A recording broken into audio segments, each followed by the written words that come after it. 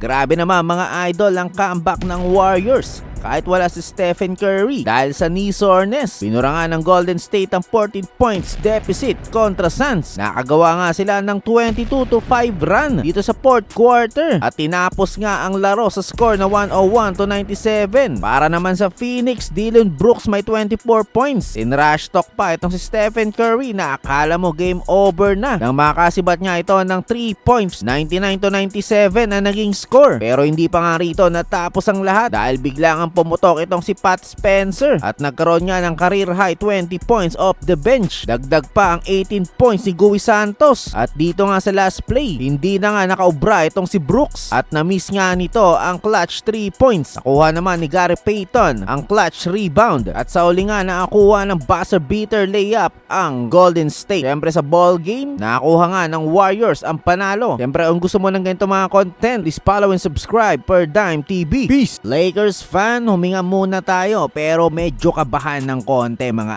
idol. Late second quarter look at Doncic, pilay palabas ng court. Ang dahilan mga idol, left leg soreness daw. Pero ayon kay Coach JJ Redick, MRI sa hamstring ang susunod. Naka 10 points naman itong si Luka sa loob ng 16 minutes. Tapos nga nito, kita mo talaga ang frustration sa kanya. Sinipa pa nito yung scores table bago tuluyang pumasok sa locker room. Hindi na nga ito nakabalik sa second half. Pero dito nga naging interesting ang laro. Dito na nga kumamada itong si Austin Reeves na naka 35 points in just 25 minutes. Efficiency elite talaga mga idol, habang si Lebron naman kahit naging malamya ang simula, nagtapos pa rin sa 17 points at 10 assists. Kaya nga ito ang katanungan mga idol, kaya ba ng Lakers mag-survive kung wala si Luka ng ilang games? Sa Sabado nga, Warriors ang kanilang makakaharap at kung seryoso ang naging hamstring issue nitong si Doncic, alarm bell na nga ito para sa Lakers. Sa tingin mo idol, precaution lang ba to o simula na ng mas malaking problema sa LA?